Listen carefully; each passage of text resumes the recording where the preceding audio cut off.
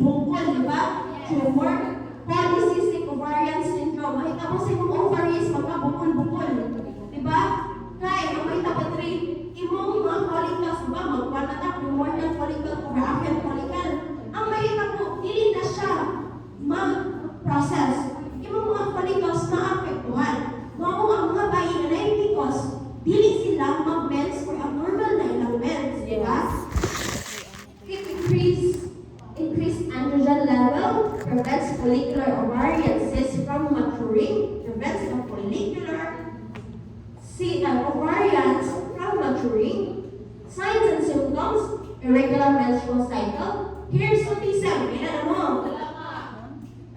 Abnormal na hair growth, yan ang mga bulbulin, of androgen level.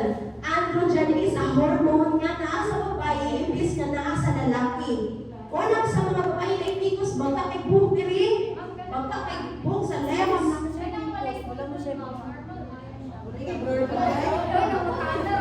Na ulay bulbul-bulbul. Ang tawag na is bless cake.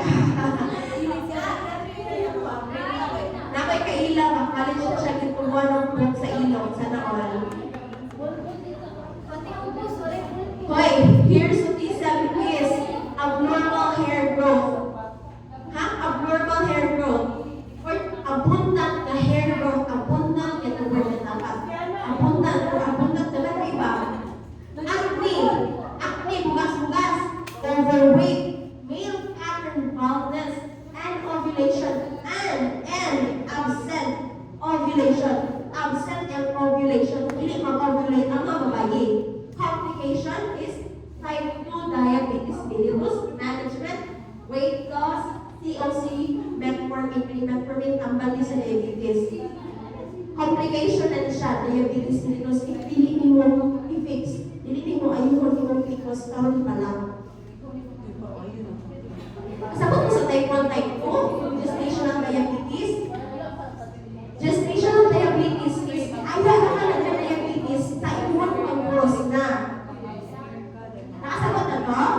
Type 2 diabetes is, nagka-diabetes ka because of your lifestyle. Imong pagkaon. Ang type 1 is, pwede siya any age, but go for siya youngest to young adults. Yan ang type 1. Type 2 is, hindi insulin resistant, hindi na siya mga insulin. Type 2 is, manage mo sa imong pagkaon, exercise, inana ang type 2 diabetes. Ang type 1 is, magsalit na lang sa insulin. Diba? Natin mo yan ang tawag? Karan guys, insulin, diba? Si Sakunda. Asa daw i-inject ang insulin? Sub-Q, diba? Subcutaneous. Sub-Q. Ito sa inyo, ha? Sana all. Check naman. Wrong mo ko. Kailan na, dapat marong mo para makapainom naman ninyo. Kaya marang mo kumagod, yan na nang naman. Ay, wow. Nantay ko nga.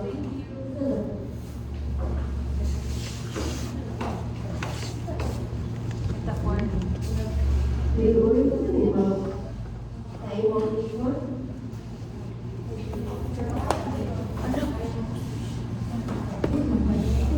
Nasulat na ni?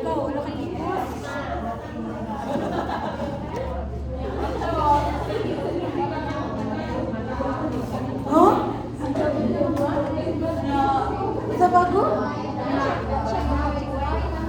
Wala pa na ka nag-check na? Si Juan ay.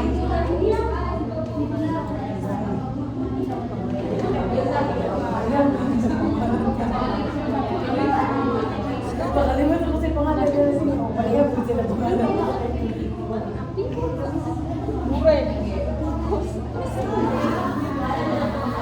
Akisa. Akisa, di ba nakakita sa Akisa? Pinakabikos. Ikaw ba ito naibikos? Ikaw? Oo, naibikos.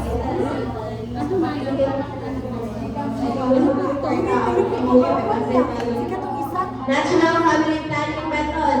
Dili na tao. Wala pa ba may National Family Planning, di ba? Hoy, shh! Basta natural, kung saan magamit na o mga products, di ba? Wala. Wala man.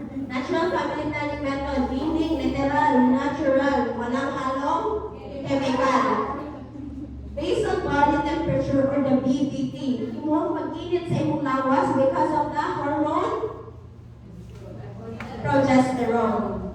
The temperature should be taken before rising from bed. As Sige, gusto mo po dito.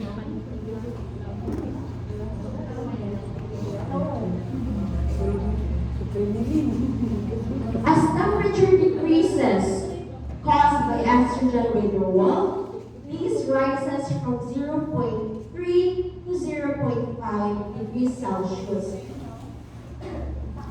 Relay po akong slide kahapon kay Fahrenheit ako. Di ba natin 0.1 to 0.7 Fahrenheit? This is Celsius. Caused by the progesterone surge. In 3 consecutive days, then it means ovulation has occurred. Inani na guys, di ba naingon ako ninyo? Basta to, day 1.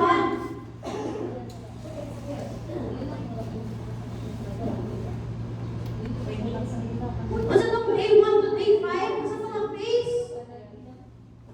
Day 1 to day 5 is Ay, sige.